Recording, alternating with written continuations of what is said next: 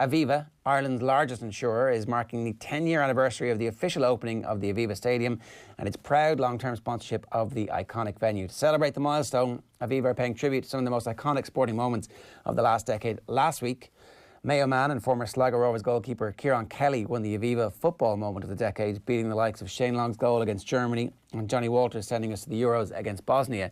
Kelly set a world record for consecutive penalty saves in a shootout in the 2010 FAI Cup final as Sligo beat Shamrock Rovers. This week, we're looking at rugby and we want you to join in. You can follow Aviva Ireland on Instagram and Twitter and share your favourite Aviva Stadium memories using the hashtag #SafeToDream. Alan Quinlan, good morning to you. How are you getting on? Morning, lads. How are you? This is going to be tricky enough. There's lots of particularly good moments that we've had because the rugby team have been sensational over the course of the last decade or so. The football team was a bit trickier because actually they haven't been great. There was a few difficult spells in the middle of all that and the football wasn't amazing. But we've had some big games in the Aviva and some big nights.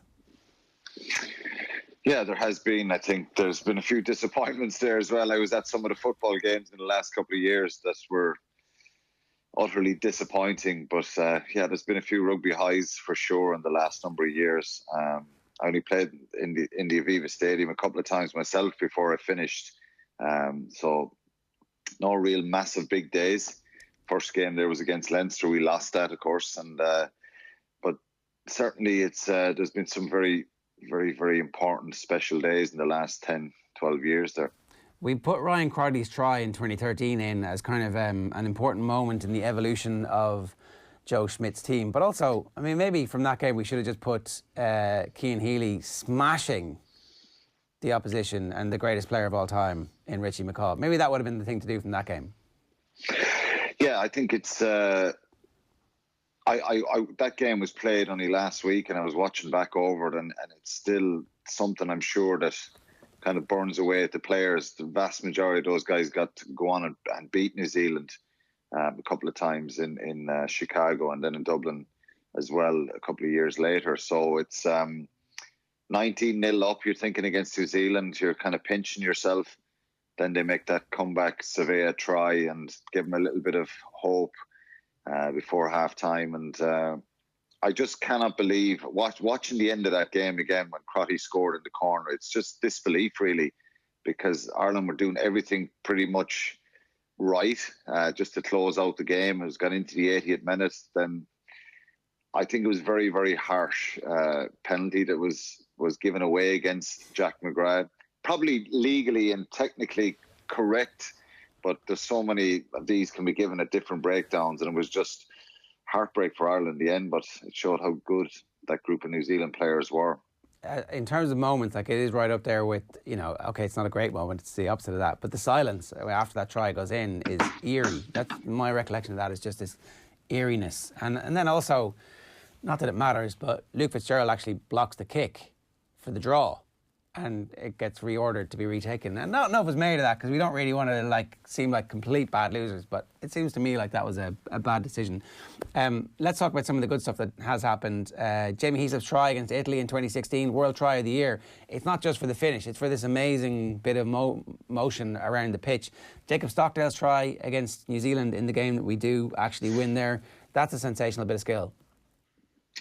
Yeah, it is. Heaslip's try was phenomenal. It was a great team effort, support play, length of the field, and one World Try of the Year, and deserves to be in there as a big moment. I think if you're playing against, with respect, somebody else than Italy, if you're playing England or New Zealand or France, it gets elevated even more. But Stockdale's try was a special try. I think on the back of brilliant thinking from the Irish team. It was one of those strike plays that Joe Schmidt was renowned for with Leinster and Ireland over the years, where they play a couple of phases infield and they go back on the blind side and rely on Stockdale to execute a brilliant piece of skill, and the ball sits up for him after the chip, and it's an incredible try at a really crucial time. Scoring there was a real hammer blow to New Zealand. It gave Ireland such confidence and belief in themselves. And I was actually standing beside Stuart Lancaster at that moment when he scored the try, and I remember kind of looking at him thinking, they're actually going to win this. This is one of those moments that you just feel a surge in confidence and belief, and they created that themselves. 2018, we've spoken about it so many times, how good a year it was, and the contrast to a year later when they're in the World Cup and the Six Nations, the disappointment of that. So they were on top of the world then. Fortunately, they weren't able to continue that on, but that was a really special moment, and it was a special team performance, Ger. I think that's what will be remembered for, the intensity and the quality and the execution of the players that day was top class. There's a couple of Leinster ones in today. Eoin Asawa's try for Leinster in the Heineken Cup quarter-final in 2011. And then there's another one, Leinster beating Saracens in the 2018 Champions Cup quarter-final. So these are the ones today. Robbie Henshaw's try against England in 2015 is up against Leinster beating Saracens in the 2018 Champions Cup quarter-final. That's the early morning poll. And then the afternoon poll today is Ryan Crotty's try in 2013 versus Eoin Asawa's try for Leinster in the 2011 Heineken Cup quarter-final. Henshaw's try against England in 2015 and Leinster beating Saracens in the 2018 Champions Cup quarter-final. Leinster beating Saracens is kind of one of those games where we probably in retrospect need to go back and put this Leinster-Saracens rivalry, it's finished now, for a while anyway. Maybe this one last game is going to be important if they actually get to play it. But they were the two best teams over a period of time in European rugby, and we probably didn't appreciate the clashes enough at the time. Yeah, they were. There was a brilliant rivalry built up, and Saracens had won the competition the year before, and Leinster were trying to make a comeback and get their hands on the trophy again. So it was an incredible finish to the game from Leinster. Dan Levy was just sensational at his performance, I think, and right across the board from Leinster, and they blew Saracens away in the last kind of 15, 20 minutes of that game. And Saracens, for sure, they're a very, very strong side and two best teams in Europe. And that was a brilliant performance, and it kind of reinforced Leinster's strength and their ability to go on and win the competition that year as well. So it was a brilliant performance from Leinster, and one that they were utterly dominant, I think, in that last 20 minutes. And that's, for me, in rugby games, to have that kind of power, pace, strength, finishing out a game is exactly what you want, and they showed that in huge amounts of that in that game. Was that their peak? Yeah, you could argue and say that it was that for that group of players. Yeah, probably, I think. And even in the final, when they went on to play the final against Racing, I think they just looked like a side who'd never panicked. Full control, no panic if something went wrong in a game, and they just looked like the ones that were setting the tone throughout any game, and if they conceded a score, just came up the field and just changed the course of the game. So I think mentally, physically, and from a technical point of view, they were certainly top of their game around then.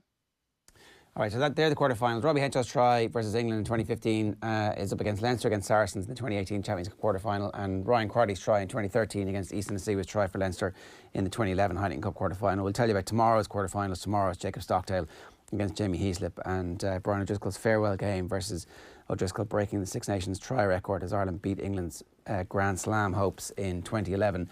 Alan, we haven't had a chance to talk to you yet since the announcements really over the last while about the return to play and what's going to happen.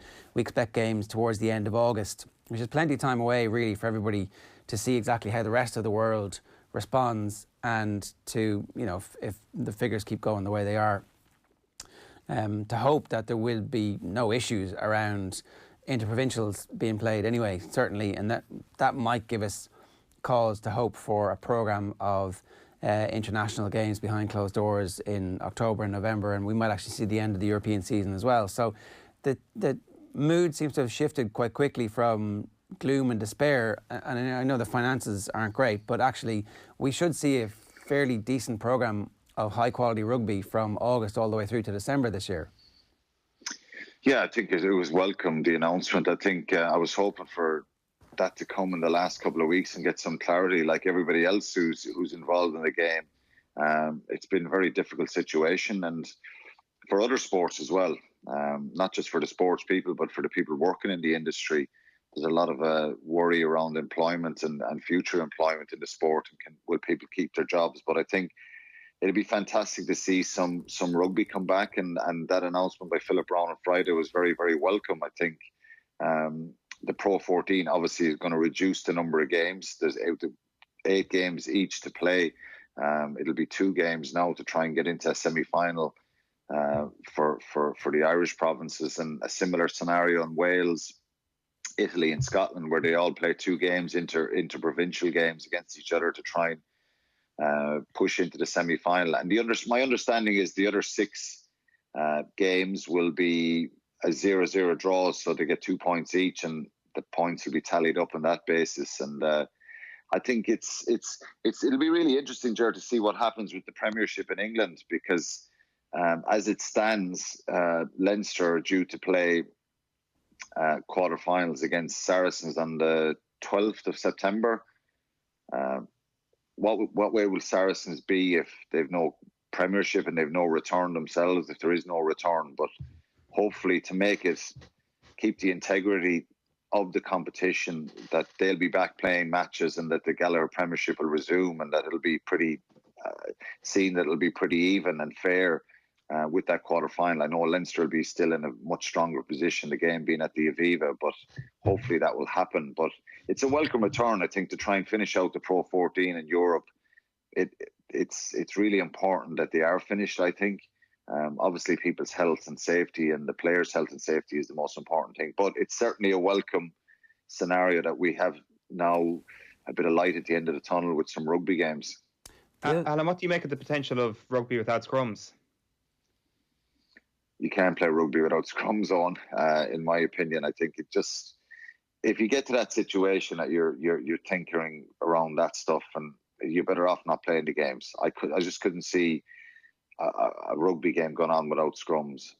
So for me, that'd be a no-no.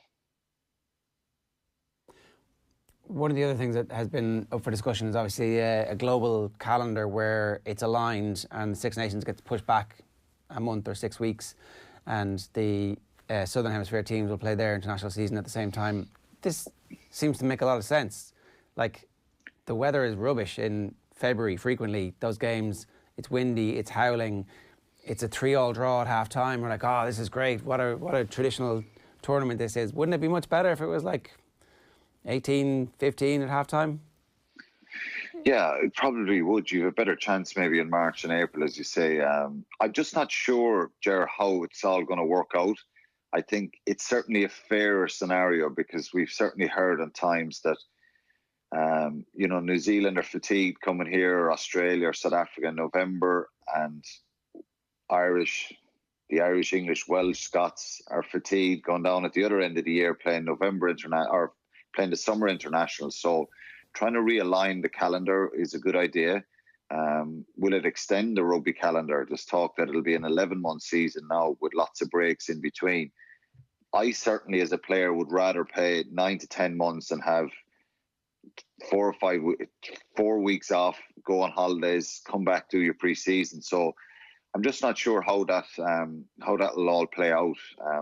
Having breaks in between and having a couple of weeks off here and there, you can't really down tools as a player and go on holidays and chill out and mentally just switch off completely. So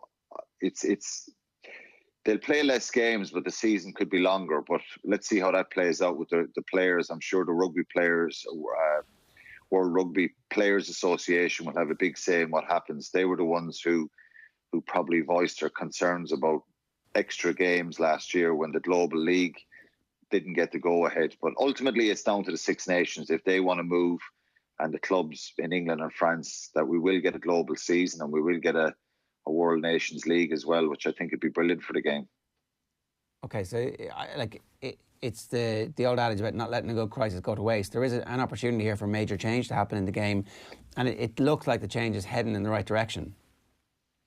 Yeah, and to make it more to maximise the financial opportunities, we saw CVC buying a stake in the Pro 14. That's good news for the IRFU and the other unions here in the Northern Hemisphere.